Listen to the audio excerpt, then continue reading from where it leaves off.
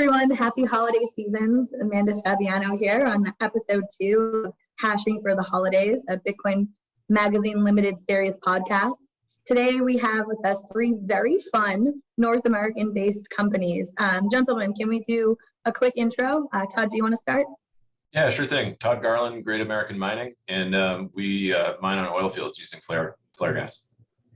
Awesome. Jason?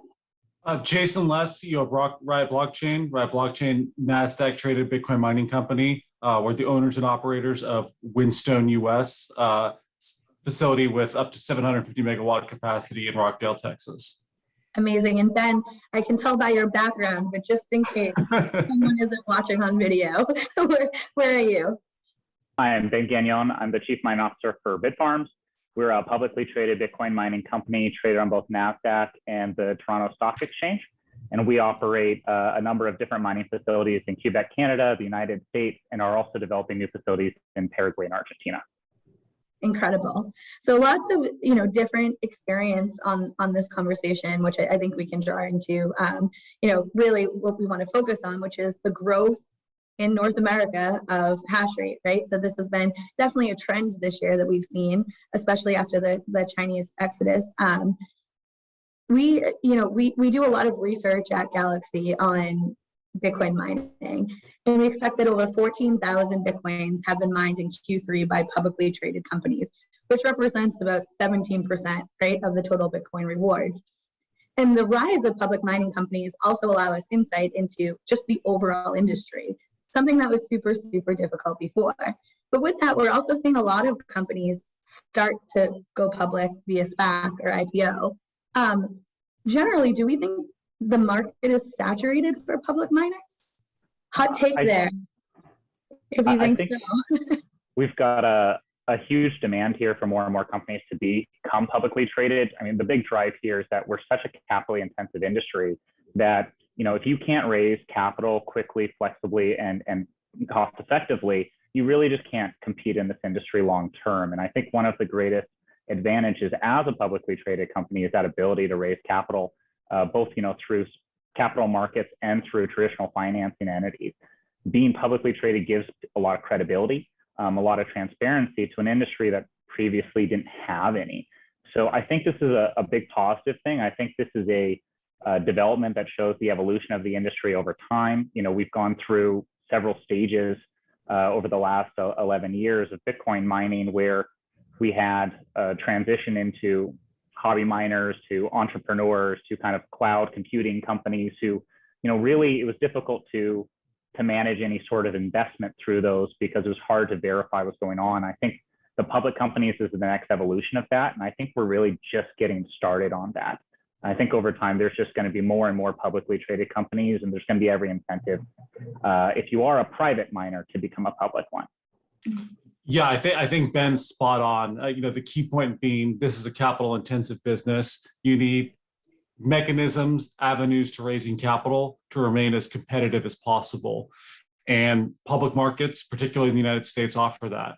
There are an enormously, I don't even know the number of public companies today compared to a year ago is so much different. There's so many more companies, and it's changing on really a weekly basis now because they're all seeing this opportunity, and it's becoming a necessity to compete. And I think what we're going to see more so going forward, right now we see like lots of big mining stories going public. These companies have existing large operations, or they have plans to have large operations as a result of their public listing, which is, important to get investors buying into your future mission. But what I think we'll start to see is smaller and smaller miners start to go public, not necessarily because they're trying to be the biggest miner of the world. They just try to get in the game. So there's going to be different more clearly defined different tiers of miners in the public market. I also think that this phenomenon is maybe the wrong word, but this kind of dynamic that's going on with public Bitcoin miners helps private miners as well, because private investors see upside beyond just, they don't think, okay, I'm just investing in this private company that equity, may be very illiquid for many years to come. They see that this is private investors, both debt and equity, see this as an evolution of this industry now. So they see more upside with their private investments, which makes running a private miner a bit more easier, gives you a sense of that access to capital without necessarily taking the full step to go public. Mm-hmm. And so, Todd, obviously you have a private mining company, right? So how does what Ben and what Jason is saying feed into how you think about scaling GAM? Yeah, I mean, I think there's still a lot of meat on the bone for the private miners. I don't think it's like a go public or go home kind of game here. Mm-hmm. I do think that a lot of the current publicly traded miners had significant trade-offs when they did, go on that path to become public. Like if you look at a lot of the cap tables there, I mean, they're primarily owned by people who don't work there. So I think if you are a private miner and you're very creative and kind of stay true to Bitcoin mining's economics, you can still do incredibly well and potentially will be even better positioned going into the future. So one of the things that was brought up, Ben and Jason, on what you were saying is really public mining, obviously there's decks that we see, right, of people who are like, hey, I have X amount of hash rate now and I'm going to have X amount in the future. And I think that this has been a consistent theme that I know all of us has really grinded most of our gears, right? It's really difficult to tell the story of being a miner, right? Never mind when you have to tell the story when you're comparing it to people who have I don't want to call it smoke and mirror, but sometimes it feels like it could be a little smoke and mirroring. So how do we think about valuing public miners? Or just generally mining? How do you guys think through that as companies within mining? I think this industry is so new that the investing community is trying to figure that out themselves. And I think the one metric they've grasped an understanding of is hash rate and forward-looking hash rate. It seems to me as if a lot of companies are being traded somewhat driven around what their year-end 2022 hash rate looks like. And I say that very generally. There's other factors that are playing into this here, but very generally, investors are looking at this, potential leverage bet they can make with a Bitcoin mining investment. So what is that company going to look like in terms of hash rate, I guess now, a year from now?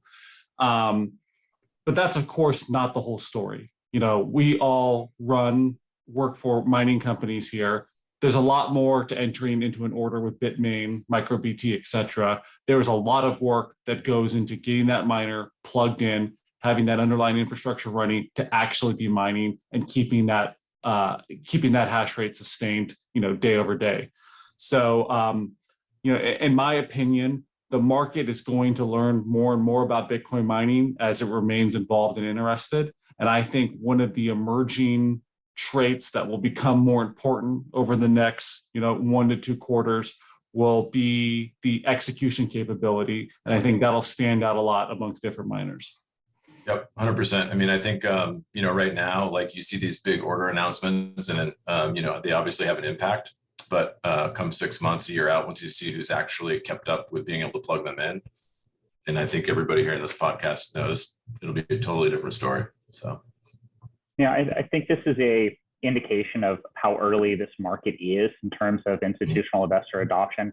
When we had the Bitcoin rally starting in November, December last year, it seems like a lot of people were just desperate to get any exposure that they could, and not really understanding the space, they grasped on to probably what was the easiest metric that they could, and that was contracted hash rate. I think as we go on over time, people are going to get more sophisticated in their analysis and, are going to develop a little bit more comprehensive KPIs in terms of how you evaluate all these different miners. Because there's not very much that, we differentiate ourselves on. I mean, you've got how much hash rate you have now, how much hash rate you have coming, how much Bitcoin you have on balance sheet right now, what's your cost for the hash rate, that you've purchased, and what's your cost to operate that, and how good of an operator you are in terms of your online and your uptime. It's not a whole lot of variables. It's not like we're Pepsi Cola and you've got all these different sub businesses and different categories and different consumer groups. This is something where the various valuation differentials really can exist sustainably in the long term. I think as people get to understand this industry and they really start to understand these economics, I think there's going to be a lot more a level playing field across the different competitors. And really, it's just going to take some time for people to understand, that contracted hash rate is one thing, but really, your ROI on your hash rate and your new miner purchases is probably your key figure. If you pay too much on your hardware, you can't get your money back if you're buying at the peak and the market turns against you. And so this is something that we saw in the last wave of publicly traded miners back in 2018. There was a slew of new miners coming onto the market because they could raise capital quickly and easily. But they didn't last more than a couple of months, and it's really because they bought at really high levels and weren't able to operate that equipment on a cost-effective basis and achieve an ROI. So this is going to be a key thing going forward, and I think we're really just on the starting point of this. Really, just a few analysts are covering the space right now, and most of them have only been doing it for a matter of months. Yeah, I think you'll see more differentiation as well as time goes on. So for example, like with Riot becoming more vertically integrated, Windstone, the electrical provider you acquired a week or two ago, like that's considerable differentiation, on our side being off grid, having more quick access to more expandable megawatts, I think is a point of differentiation as well, which is totally different than somebody who, sure, maybe they own a power plant, but they're only ever going to generate 50 megawatts from that power plant. So I think we'll see a lot more differentiation as well. And miners have certainly gotten very gritty. And I think that's been something that has been consistent since mining really started, right? We're seeing like a rise of a lot of people trying to home mine too, right? Which is totally a different structure and ball game than what we're talking about here. But it has been an interesting year in mining. Obviously, we've all been in mining for a little bit now, and it seems like there was a point in time when Ben and I were in China together in 2018, where it didn't really seem like a lot of people were talking about mining.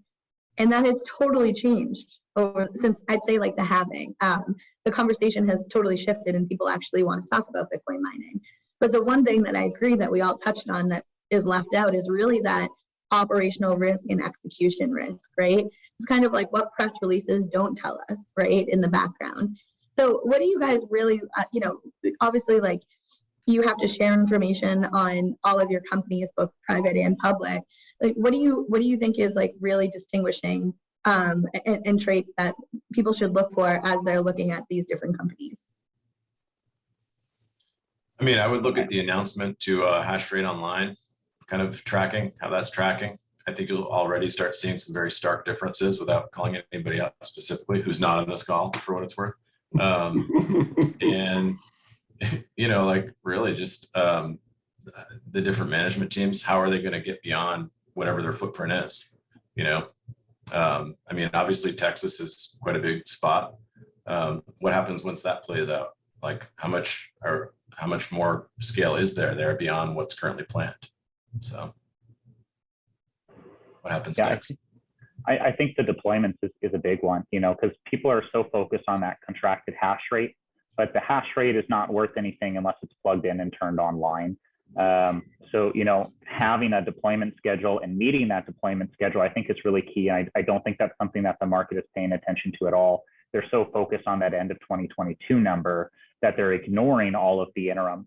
And mining is a very strong opportunity cost. If you don't have your miner plugged in today, you will never, ever get that revenue back. There's just no way that you can recover it. So people are not understanding that there's an opportunity cost to not have your miner plugged in, to have it sitting on the floor. And this is, I think, what's separating out a lot of the operational strength of the various miners in the field. Yeah, I mean, I'll just echo the same that Todd and Ben has said. I think investors, the community should be looking at what were previous announcements, how are those playing out? Okay, understand everyone has difficulties. There's been a multiple of issues that affect probably all of us. Global shipping logistics has become very challenging, particularly around the holiday season. But that doesn't always explain such dramatic differences in deployment schedules. Something I think is helping investors see this, which I think is so cool, is how many YouTube channels cover Bitcoin miners now. Like I every day I subscribe to all the channels. I'm looking forward to all the videos that get posted, and it's so cool to see this kind of new source of information covering the stocks that's distinct from maybe sell side analysts that you have independent people doing their own analysis. Maybe they're a little biased depending on how their portfolio is weighted, but they're out there covering these companies, looking at announcements, comparing results, etc. I think that's been very cool.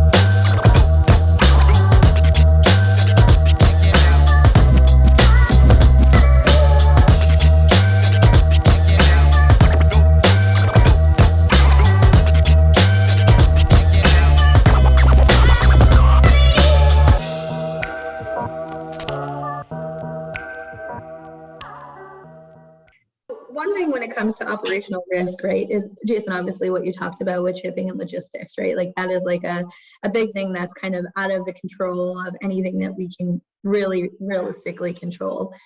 But another one is ASICs, right? So nearly 1 million ASICs are on order by publicly trading mining companies to be delivered through year end 2023.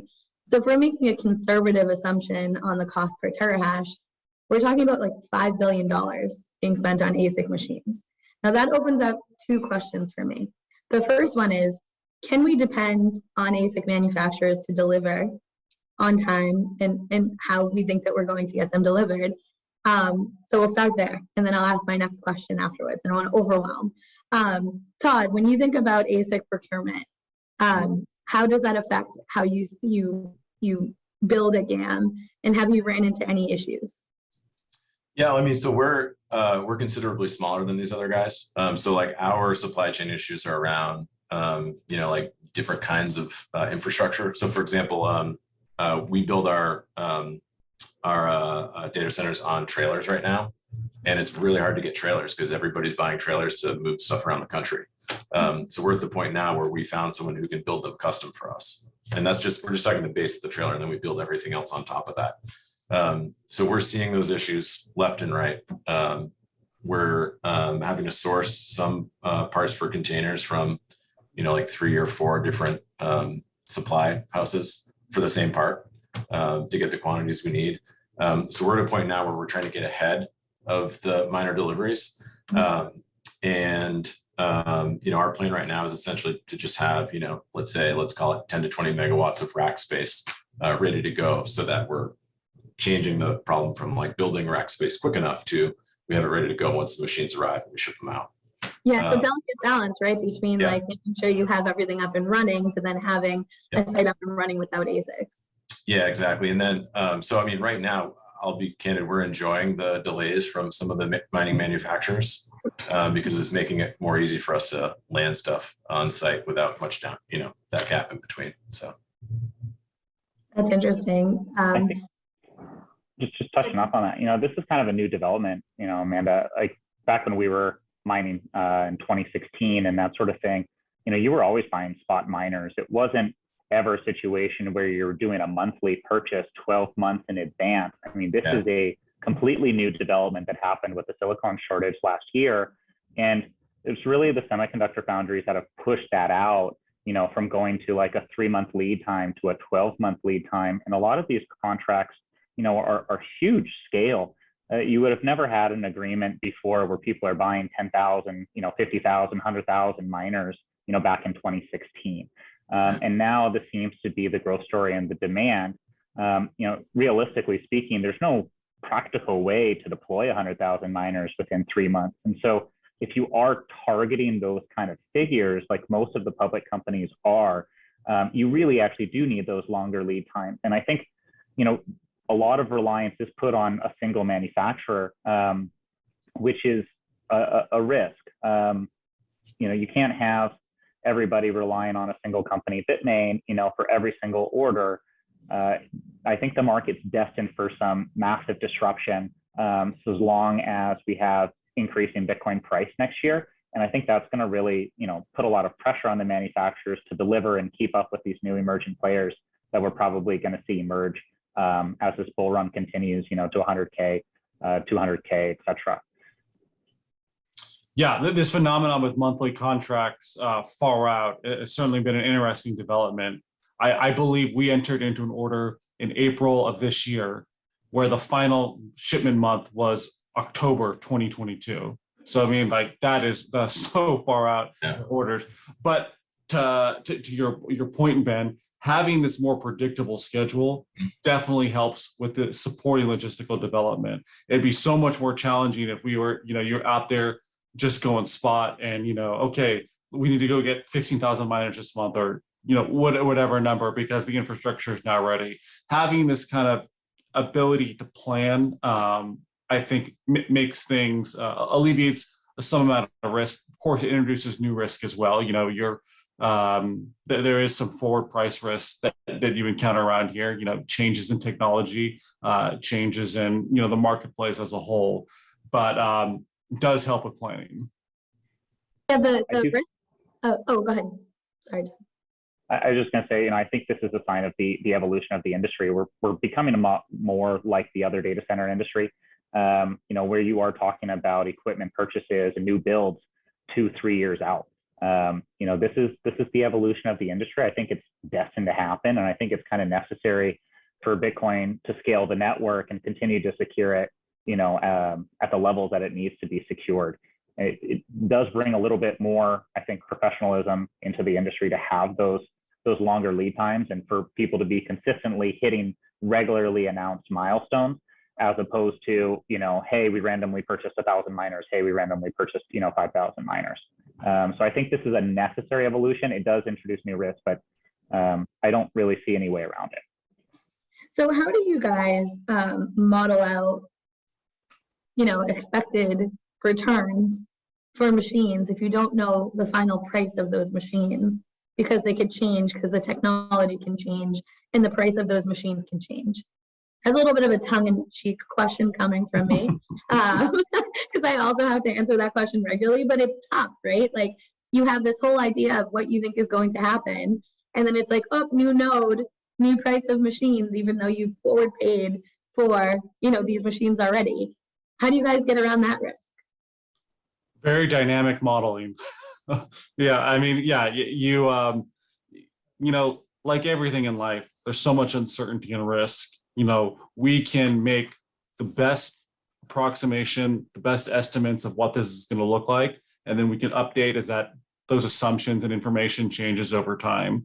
I think it's good to, when you're modeling and planning for this, you are, thinking about different variability and outcomes. Hey, what happens when price is going up 20%? What happens if price is going down 20%? What happens if this? I think there's a whole multitude of scenarios that it's important to analyze. So in the aggregate, you come up with an average case solution that you're planning around. But that's just a long way, Amanda, of saying it's very challenging. But then how do we explain that to investors too, right? Like people who are like now trying to want to look into Bitcoin mining to like get their hands dirty. And then you say, hey, yeah, mining is a great thing to invest in. And they say, well, tell me my ROIs. And we're like, well, it kind of depends on a few things, right? Which is reasonable for most businesses, but it feels like it's a little bit more difficult to explain when you have to explain hash rate price, Bitcoin hardware issues, supply chain constraints. Like, how do we get investors comfortable with this? Both, Todd, from your perspective as a private company and then as a public company. Well, I mean, how I get myself comfortable with it is I'm just comfortable with the chaos in general. But I have a more like paper napkin math version of this. So, for example, if someone's telling me today, just to keep the math simple, that I can buy $50 a terahash out in December 2022. And then we know hash rate is going to double based on public announcements between now and then. It's like, okay, so that's like me paying today $100 a terahash. If I could plug that machine in within 14 days today, would I do it?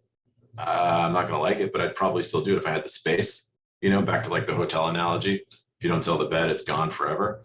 And also knowing that there is some congestion in terms of new chip allocations, like that's a bet I would make right away today, as much as I would not enjoy it. Other than that, I think we're all operating on a bit of like speculation, and we're all depending upon the maturity of this market overall to carry us with it. And I think there's a lot of more people are, I think, starting to see some things that we all saw probably 6-7 years ago happen today in their personal lives. So I think that weighs into everything, especially, as you're saying with investors and looking at the space, like you can kind of read the tea leaves at this point. So what's going on? We take a very pragmatic approach to it. We model everything based on a USD per terahash figure. And then, if you're looking at your cost per hardware on a USD per terahash, and you're looking at the revenue on a USD per terahash, what you can do is you can come up with a high and low scenario. Hey, based on network growth assumptions of this is how many miners are being manufactured every single month. And we forecast this out, 6 and 12 months. This is what the price range can happen with Bitcoin, up, down, $10,000 increments. And we can go from 50,000 down to 10, and we can go from 50,000 up to 100. What we get is a range of USD per terahash scenarios that can happen with the market over the next 12 months. And with that, we can also extrapolate what our ROI is going to be in these various conditions. And so what we do as a miner, instead of hedging against our downside with puts and call options and that sort of thing, we want to maintain that maximum upside, but we also want to protect ourselves on the downside by positioning our company to be a low-cost producer. And even in a negative, bearish scenario, we're still going to achieve high ROIs and fast ROIs. And so what we say is like, okay, based on the price for our hardware now and what we expect the market can do, even in the worst case scenarios, what's our worst ROI? And as long as we can plan for our worst ROI, then we're okay in any scenario better than that. And I think that's the way that you have to approach it. You can't go in there with the assumption, like a lot of people do, that, hey, this is the economics today, these economics carry forward for the next 12, 15 months. That is, it's mathematically impossible for the economics to stay consistent. And so they'll operate in those bands, and you have to position yourself as a miner on that lower end of that band, so that in the worst case scenarios, you're still covered. It's the people who are, targeting, hey, all of our math is based on today, and they're not anticipating that things can change for the negative over the next 6-12 months. And this is changing, it's becoming more complex because the lead times are getting longer, but it's also getting more complex too, because they're, like groups like yours, Amanda, Galaxy has all these financing options. And so that actually changes the picture a lot too. As long as you are able to maintain those payments, that's going to radically affect how you're looking at those ROI pictures, right? Because for a lot of these miners, it's now becoming a free cash flow. Are we able to afford these miners? We're going to borrow against them. We're going to maintain those cash payments, and then we're going to keep scaling that, which does kind of compound those problems. But really, I think you have to operate in a band and position yourself, always being hedged against the downside by being a low-cost operator. Yeah, I think that's so key. I think all of us on this call, we're into Bitcoin mining because we believe in Bitcoin and we believe in the future of Bitcoin mining. Like Ben said, you don't want to give up that upside. So, looking at hedging is, not very, very appealing. You want to just focus on protecting your downside for to make sure you have a good ROI in all types of market environments. And, the data is out there. You can look at old financial statements from public companies, look at what their cost of production was or is, and look at what that did to financial results during, the tough times of, late 2018 for mining. This is why having a low cost of production is so important. It's easy to not care about it now when margins are 80% plus, and 4 cents a kilowatt hour seems nothing compared to 6 cents a kilowatt hour. Hey, it's all great, but these type of market conditions don't sustain forever. You want to be positioned so you're always driving your business forward no matter what. The traditional finance derivative guys are floored right now from this conversation, right? So That brings me to my second question when it comes to ASICs, right? So this is a massive market for people like Galaxy to create financial solutions for Bitcoin miners. So, when we think about treasury management, right? And also, just like how we get access to capital beyond, just being a public miner. How do you guys think about that for each one of your companies? Treasury management, I think, is a really interesting and new field. If you looked at the public miners as of a couple of years ago, there was actually very little Bitcoin being held on the balance sheet. Most of the operators were selling everything that they were mining. And so this wasn't really about that long-term upside and what that Bitcoin asset can do for you as a company and the opportunities that it can provide to you in terms of borrowing against it and it being a strategic credit facility. Really, it was just seen as a quick cash flow. I think the industry's really changed as of this year. It seems like every single public miner now is going very, very heavy on the HODL strategy. I don't know of a single, maybe with the exception of, I think, Iris Energy, I think they're selling all or most of the Bitcoin that they mined. But other than them, this is a long-term HODL. And I think the asset is really, really interesting because of groups like Galaxy. This is another way for us to raise capital at really, really cost-effective means, fast, flexibly, and again, at a low cost. And so if you're looking at how do you raise money for your company, you have a couple of assets, and borrowing against your equipment is one of them. Borrowing against your Bitcoin is another one, or using the capital markets is another one. And obviously there's going to be a balanced approach is the most desirable of the three. You don't want to be over leveraged in terms of your debt, but that Bitcoin as a strategic facility is really good. And if you can borrow against the Bitcoin to pay for your operating expense as opposed to selling your Bitcoin, then you preserve all that upside for the minimum cost of capital that it takes to borrow against it.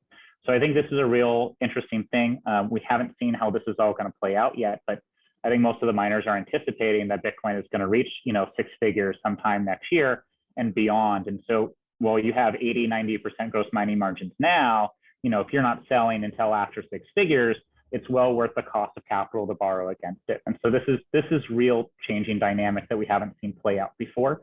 But it seems like every miner is going down this path because it's one of the most valuable things that you can have. And if companies like MicroStrategy, can issue huge amounts of debt to acquire huge amounts of Bitcoin on their balance sheet is a strategic asset. Surely Bitcoin miners should consider this as a strategy as well, especially since we have such a lower cost of acquisition. We're producing Bitcoin for well under $10,000 when the market value is 40, 50, it doesn't matter. The other public companies who are acquiring it can only acquire prevailing market prices. And so this becomes a real strategic advantage for us, and nobody can increase their profit margins. Like us, it's hard to imagine a steel producer holding on to just huge amounts of steel because there's a huge cost to do so. They can't borrow against their steel, that's sitting there in inventory. But we as public miners do have a lot of strategic advantage there. It's no cost essentially to store it long term. And there's lots of things that we can do it for the benefit of our company.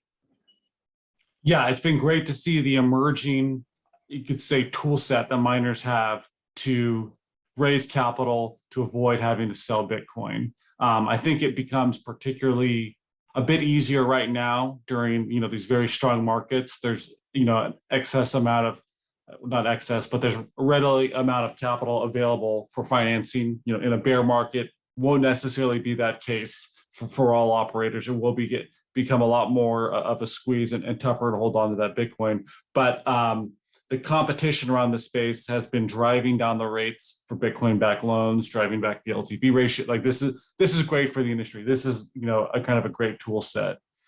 Just talking about specifically Riot, one of the things we're trying to do to help enable us to hold on to as much Bitcoin as possible is utilize the hosting segment of our business to pay those self-mining expenses. We are not there right now, by any means, but that's something that we think about, and it's a goal we think about of, trying to create this little well-oiled machine where one hand is paying for the other hand, and we can try to retain as much Bitcoin as possible. But yeah, they utilizing these tools certainly pay for themselves. Like Ben stated, if you're bullish on Bitcoin, you're thinking about a 6-figure Bitcoin price in the future, it is worth it to retain as much as possible, and that would make up for that debt financing cost or any type of financing cost. I mean, we've been leveraging our Bitcoin now, I think, since early 2019 to fund growth, and now we're in a period where we're valuing growth higher than holding that Bitcoin on our balance sheet. I kind of cringe to admit that, but this is a temporary period where we expect we'll be phasing out of that, into next year. So. It's really hard to think about selling a single Bitcoin that you mine, especially at the rates that we're all mining it at, right? That's like the tough part. I think treasury management will be a really interesting thing for miners over the next 2 years. I think that the ones that get it right will be the ones that will be able to hold on to that Bitcoin longer term and last. Before we switch, sorry, Amanda, one thing I wanted to add is kind of the contrasting feedback that I get from the public on this topic. Mm-hmm. Retail investors, institutional investors as well, but the retail investors love the idea of, holding on to as much Bitcoin as possible because they are aligned with the company's mission of the future value of Bitcoin. There are an increasing number of institutions that think the exact opposite. I talked to an investor the other week, and he was like, I don't get it, man. Why can't you just sell all the Bitcoin you mine? Just act like a normal business, sell the thing that you make. And I'm like, well, there's a lot of upside here, or we perceive there's a lot of upside here. We believe in the future, and we want to be positioned to participate in that. So, just wanted to add, it's interesting to see the conflicting, feedback on this from investors. Yeah, and that investor must be relatively new to Bitcoin, because if he was around for like the last bear market, he would have seen the miners who made it versus the ones who didn't were the ones that helped. Yeah. Pretty fascinating. What do you think are the major drawbacks to being either private or public? Well, there's certainly an increased cost, both in terms of just expenses you have from audit, legal, finance, but also the cost of time management has to put into doing these things.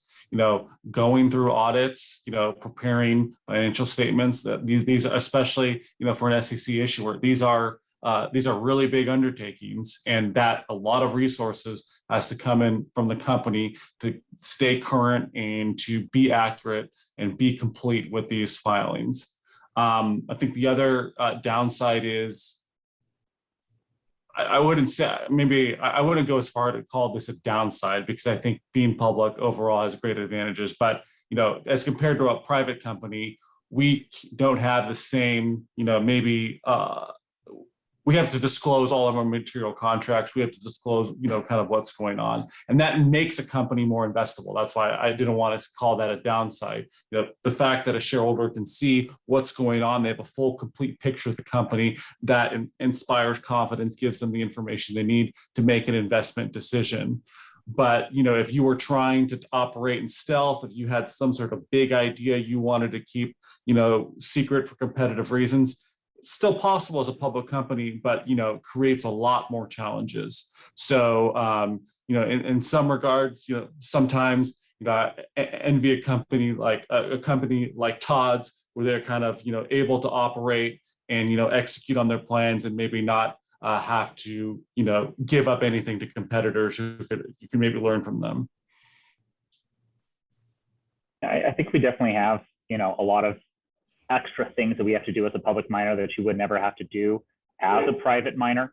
Certainly there's a lot more audits, a lot more overhead, a lot more, keeping up with the forms and everything else. But I think at the end of the day, the ability to raise capital at a lower cost and raise the money from strategic investors by being a public company is well worth going through all those different challenges. In the past, I've done a number of different smaller Bitcoin ventures, and raising money from investors tends to be a bit of a challenge, because you've got to prove and you've got to verify your numbers. Having an auditor, like we have a Big Four auditor, that provides a lot of confidence in our numbers to investors when they say, okay, your hash rate is actually your hash rate, your numbers are actually your numbers. And that's not really something that's so easy if you're not doing those different things. So I think it's an advantage, but it does limit you a little bit on the flexibility side. We have to go through things. As a result of that, we have to go through things a little bit slower. We have to be a little bit more prudent in our risk management. We've got to balance everything a little bit more evenly. Whereas, I'm a mega Bitcoin bull and a mega Bitcoin maximalist. Sometimes you just want to go, but you have to take a more balanced approach. And I think a private company can do that a little bit more flexibly, but they could be doing that at a higher cost of capital. Yeah, I mean, I guess I'd just say that, like, we can still, as a private company, we can still do those things that are painful, but that give investors comfort, like an audit. Like we just started one this week that we're putting ourselves through so that we're, so we have that process in place. And, to Jason's point, like, I don't envy those additional costs you guys have to, to operate in the public markets, because at the end of the day, that still gets factored into what your costs are. So I think that's a minor advantage that, theoretically offsets some of those cost of capital points you made, Ben. I think as well, though, like the 2018 to 2022, for sure, far easier to raise money as a publicly traded miner. That I don't think that's necessarily going to hold true into the future, though. I think there's a million people who want exposure to this kind of an asset, and maybe we don't have the same rails to get them there, but there's still a lot of people out there.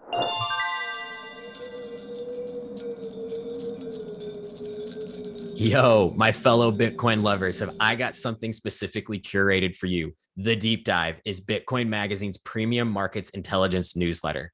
This isn't some pay group selling buy and sell signals. No, this is a premium Bitcoin analysis led by Dylan LeClaire and his team of analysts. They break down in an easily digestible way what is happening on chain, in the derivatives markets, and in the greater macro backdrop context for Bitcoin. This newsletter turns volatility into a joke.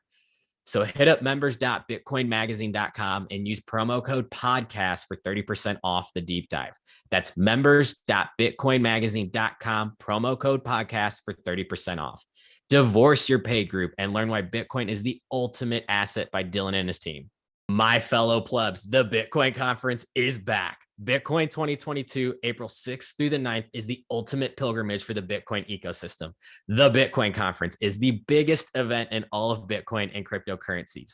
We're leveling up and making this bigger and better than ever. I'm talking straight to the moon with the 4-day-long festival in the heart of Miami at the Miami Beach Convention Center.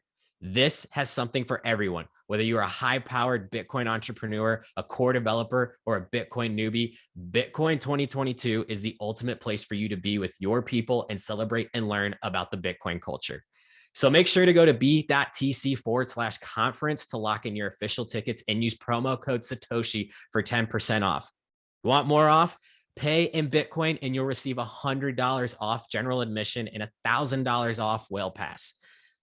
Those are stackable. So go to b.tc/conference and attend the best conference in Bitcoin history. So one thing that's kind of interesting that also came up in the last podcast was that we're not accounting for the job creation that is happening around mining beyond just people plugging in machines, right? So now we have big four auditors, like Ben was saying, that he uses, that has to understand mining in order to audit it, right? And so I think the tentacles of Bitcoin mining have started to really spread into different parts and of multiple different industries. And I think that's kind of a really fascinating thing to think of. People on our ops team have to understand why we're making certain decisions to be able to tell the auditor why we're making certain decisions. And I think that it's really interesting to think about the amount of people now that are working in Bitcoin mining, as it is today versus 3 years ago. It's really fascinating. Yeah. Sorry, go ahead. No, go ahead. I was just saying, yeah, I mean, it's fascinating. Being up on oil fields in North Dakota, you've got an electrician who's coming to, because he's permitted to operate in the state, he's coming to do our final hookups. We're essentially setting up a power grid off the grid every time we do this. Now, instead of him just having the oil companies as a customer, he's got us. So, I mean, he's theoretically doubled his work for every site. if every site ends up with a Bitcoin miner there. You take truckers up there. We have to use specific trucking companies to bring these things who are qualified on the oil fields. You take, and I know you guys see this as well, just like your standard electrician, who's got a little bit of an edge and is into some stuff that's a little further out there, like the stuff we deal with in terms of the intensity. And you now transform, this like career path to something totally different for them. You take fabricators. I mean, it's throughout, most industries that can get their hands dirty, so it's pretty cool. I think this is one of the key parts about the pendulum swinging back to North America that is often misunderstood. We have a situation in the U.S. where the U.S. went heavily, industrialized throughout the 20th century, but then they exported everything and outsourced it to third world countries. And especially where we are in Quebec, we're running all on hydroelectric power that was built primarily by heavy industry, 50, 60, 70 years ago. This was companies like the Iron Ore Company of Canada, companies like Rio Tinto, gold mining companies, logging companies. They were setting up remote industrial operations in the province of Quebec. And the only way to power those economically and sustainably was with this, construction of a renewable energy dam, like a hydroelectric dam. There was no way that they were going to bring in the diesel or bring in, the coal or anything like that and make that work cost effectively. And so as they scaled back, or as they shut down or outsourced or built up a more efficient smelter somewhere else, these hydroelectric dams remained there. These communities remained there, but the jobs just disappeared. And nobody's ever wanted to reinvest in these remote communities. They've sat, kind of dormant and economically depressed for decades on end, because a lot of the time it would be only one corporation that is providing the vast majority of the jobs. And it's probably the only reason why that town exists in the first place. And so once that industry left, there was a big glut. And now Bitcoin miners are finally saying, hey, these areas are actually worth it for us to invest in, because we don't care about the remote costs. The logistics don't really matter to us as much. It's not like we're importing a bunch of raw materials and exporting a bunch of finished goods. We're trying to take advantage of the lowest cost energy, and the lowest cost energy exists in the place where nobody else wants it. And so when we come into these remote communities, we're creating jobs that, have not existed. Like in the province of Quebec, we've taken over a number of industrial facilities, a former hockey stick factory being one of them. It sat dormant for 30 years. Nobody wanted to invest in that infrastructure, and we did. And we brought a number of jobs there, which was a huge economic boon to the community. And I think that's a very, very important part of the story that people need to understand. We're providing good, high-paying jobs, especially in these remote communities that desperately need the economic activity. Yeah. Just to echo Ben there, the high-paying point, without a doubt. We definitely end up paying these people more than they're making elsewhere, because the economics provide for that. So this is a great story that doesn't get told enough in Bitcoin mining. It's something that we should all work on to get out there more. There's this misconception that Bitcoin mining means just computers packed up, no, workforce needed to make that happen. Could not be further from the truth. There is so much work that goes into building these operations and maintaining those operations. So, Ben mentioned the smelting plants that get shut down. The Whinstone facility is located off-site, where it was a former Alcoa aluminum smelting plant that got shut down in 2008, and that decimated that community. It was an entire city built around that plant. And like Ben said, miners are agnostic to the location that they come in. Wherever we can get that cheap power, we will go.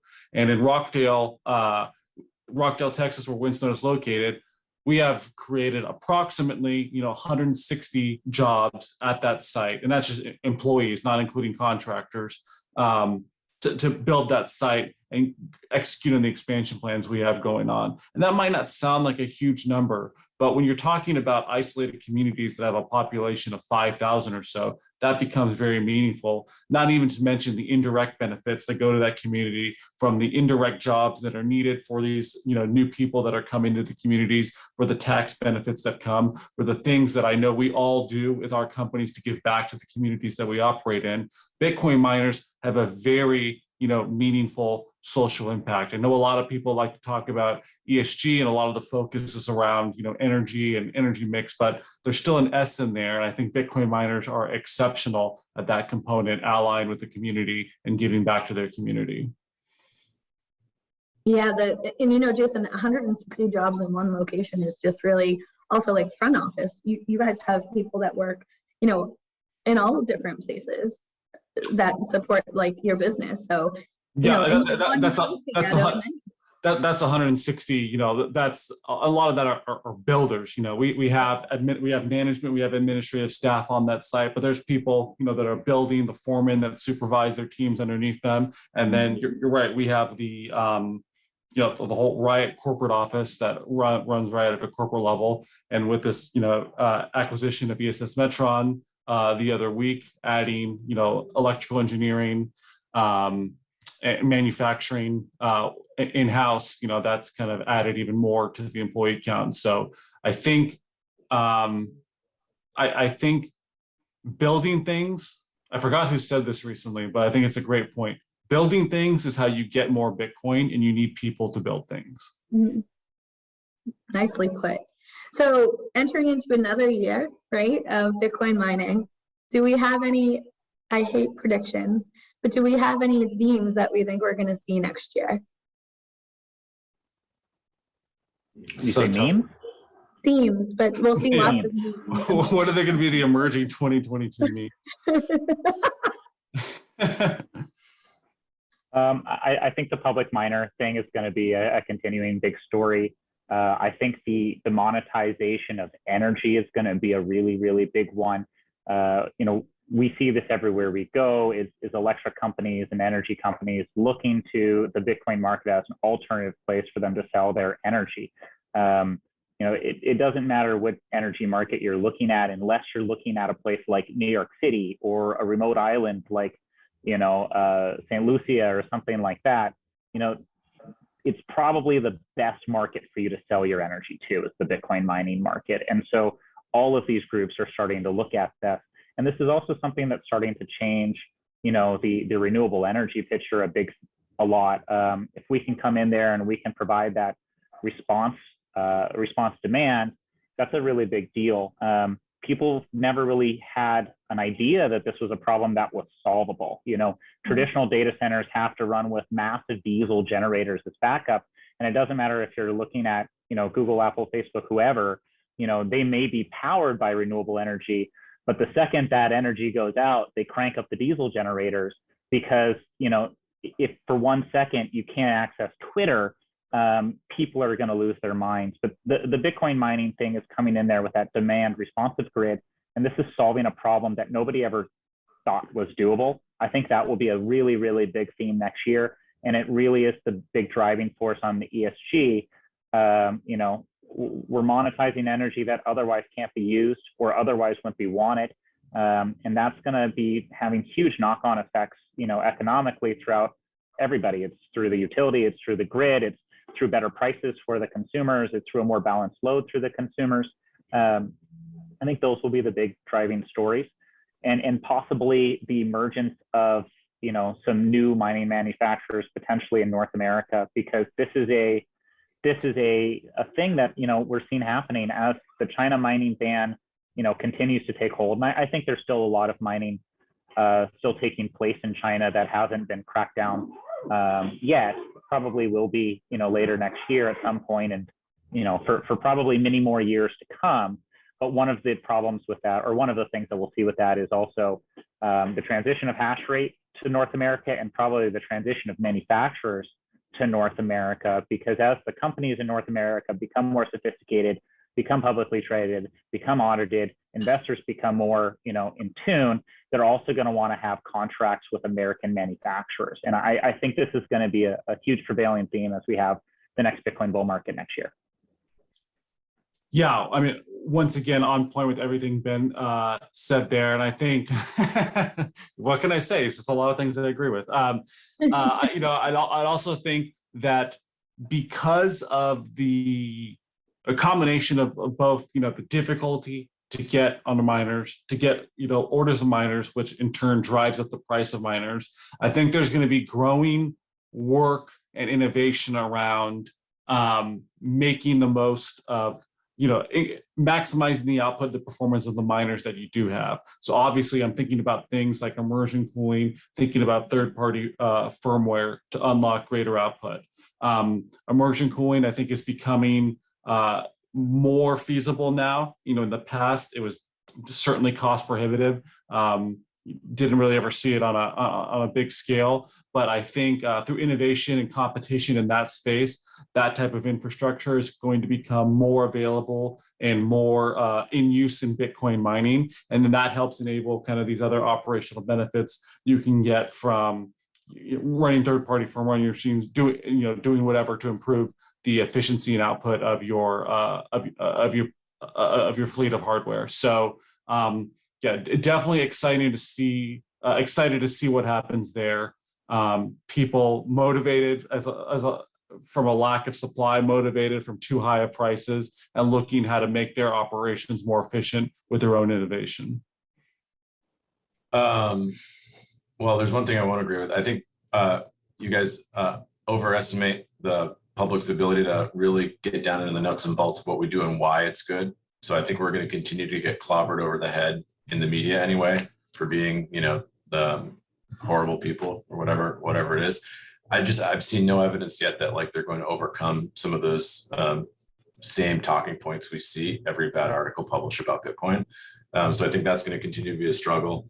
I think in general, one thing we might not see, and maybe this is too optimistic, but at-home mining, it's like, well, how big of an impact can it really have? And it's like, well, I mean, you get enough people orange pilled on Bitcoin who want to heat their garage for, $200 a month and make some Bitcoin off that. Would 1 million people do that? 2 million people do that? Maybe that's too many, but like, I wouldn't underestimate home-based mining. And then of course, I got to talk my own book here. I think we'll see more mobile miners, someone like myself who will back a truck up to a trailer and bring it wherever the cheapest energy is. And to your point, Jason, with immersion, I think that's what will also enable folks like myself to get into West Texas, where cooling can be challenging in a dense space, with immersion helping us overcome that. Todd, I am going to disagree with you a little bit and use your company as an example. Here you guys are using a bunch of flared gas and doing flare gas mitigation on some of your projects, and I think this is one of the key things that is really going to drive home the environmental angle. For the first time ever, we actually have a non-government subsidy that is providing a direct incentive to reduce carbon emissions. And we have never, ever seen such a thing. There is no greater technology on the planet today that exists that is better at reducing emissions than Bitcoin mining. And it's a direct economic incentive that incentivizes, almost every energy producer out there to reduce their emissions without any government subsidy. As we get a greater and greater pressure on the environmental side of things, especially on the CO2 and the emission side, Bitcoin is going to be at the forefront of the solution to address this. And there is a way for people to increase, oil production, increase nat gas, and also reduce emissions. And, we can't have the gasification of all coal plants in North America and Europe without increasing supplies of natural gas, increasing natural gas producing facilities, increasing amounts of natural gas pipelines. Currently, the story is we need to shut down new pipelines. We can't allow new construction, but that's simply not an economically viable story. And so as we see pressure, on inflation and commodities, especially on the nat gas side of things, I think Bitcoin is going to come in there to help ease those pressures. And it's going to be a big, big thing next year. And as legislators, regulators, and politicians and bureaucrats start to figure this out, and corporate CEOs figure this out, this is going to be a huge game changer for the industry. This is the only technology that exists that provides that incentive. And without it, it's kind of crazy to think what we could be emitting if they wanted to ban Bitcoin mining.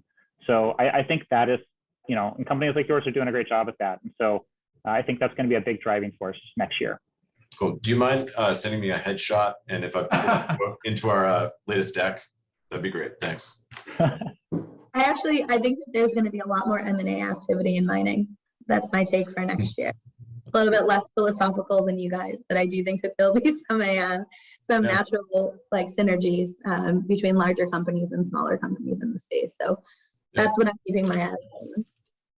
Cool. I think that makes sense too. There's a lot of opportunities out there in the space, and if you want to grow quickly, M&A is the way to do that. I mean, we just acquired a site in Washington and enabled us to get a foothold in the United States, and that's the way we like to grow is, acquire something small and grow it out to its full potential. And so I think we're going to see a lot of that stuff happening. Yep. Well, guys, thank you so much for your time. Happy holidays, and this will be posted on Bitcoin Mag. So Awesome. Great. Awesome. That was fun. That was Thanks, awesome. guys, and Thank you, thanks, everyone. Bitcoin Mag. bye, Okay. guys. Bye, Meg. Bye.